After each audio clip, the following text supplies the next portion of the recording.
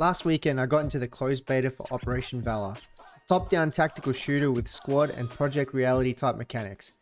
First of all, I gotta say this game is a lot of fun. It feels very different from most games in the tactical shooter genre, whilst having very familiar mechanics to others.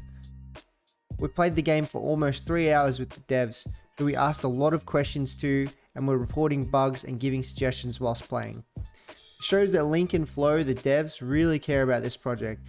They were very invested in the gameplay and making it a very fun experience, and on that front, it was a complete success. So the game is essentially similar to Squad in that two factions face off against each other to capture objectives and control those points in a preset order just like Skirmish. Whichever faction reaches 0 tickets first loses. Each squad can consist of a squad lead, medic, support, engineer, demolition, and rifleman class, with snipers to be added later. Squad leaders can drop rallies, habs, and fobs, and you can drive logi trucks and MRAPs just like in Squad. There is a lot of comparison to Squad there, but none of them are a bad thing because the game feels completely different. In fact, I find this game a lot more strategic and less tactical because of the top-down view. If you're not used to the view, you might find it hard to control the camera at first, but if you stick with it, you do get used to it and it feels very rewarding. This is quite an early beta of the game, so a lot of things you're seeing are likely to change, but the game itself runs very smooth. I encountered a couple of bugs here and there, but nothing that was so insane that I was mad about it. There was one instance where I got stuck in a building I wasn't meant to go in, and another time where the enemy was invisible to me, but I immediately brought it to their attention, so it's something that will likely not be present in the next beta. You wouldn't think you could get that much detail from the top-down view, but it really worked for me. Terrain visuals were also pretty nice, as well as the vehicles and how easy they were to drive. The gunplay is pretty difficult at times. You need to keep your mouse on target and not just in their direction, which I was doing a lot at first. In my first game, I played as a squad leader, which I don't mind doing in Hell Let Loose, but I find it a lot more difficult in Squad, which this game is more akin to. I spent most of the first game going through all the menus and building and testing things. After that, I used the AR that comes with the class. Nothing too exciting, as you feel pretty much like a rifleman that can drop rallies, and I was pretty new, so there wasn't a lot of direction I could give. Luckily, everyone was cool with me bringing a pretty bad squad leader.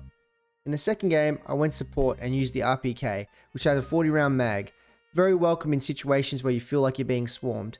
And it does feel a little hard to find cover sometimes when you're thinking in the first person perspective, and that's not what's there on screen. I do love playing classes like support and medic, where you don't have to be amazing at shooting. It's more important to be a good team player because you need to drop ammo and heal your teammates. In the third game, I used the engineer class. I wish I'd utilize the mines a little more often because vehicles can be very OP in this game, just like in Squad and Hell Let Loose.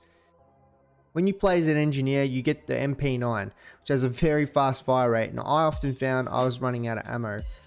I do wish it came with like 2 more mags because you often just mag dump and burn through the ammo, and I was often not around a support player, or our team wasn't doing logi runs at the time, so we just never had enough ammo to go around. I really wanted to try the M249 because they were saying it has 200 round mags, but it's not the most accurate, so I really wanted to test that recoil pattern, but unfortunately we did run out of time. I found that flanking in this game was a huge part of the gameplay, and it was very satisfying when you and your squad successfully outmaneuvered the other faction. HUD and the menus were probably one of the only things I thought were a little average. Again, everything here is subject to change. I found myself looking down at the bottom of the screen for the hotbar instead of the left, even though I'm used to it from Squad. It just didn't feel very obvious to me.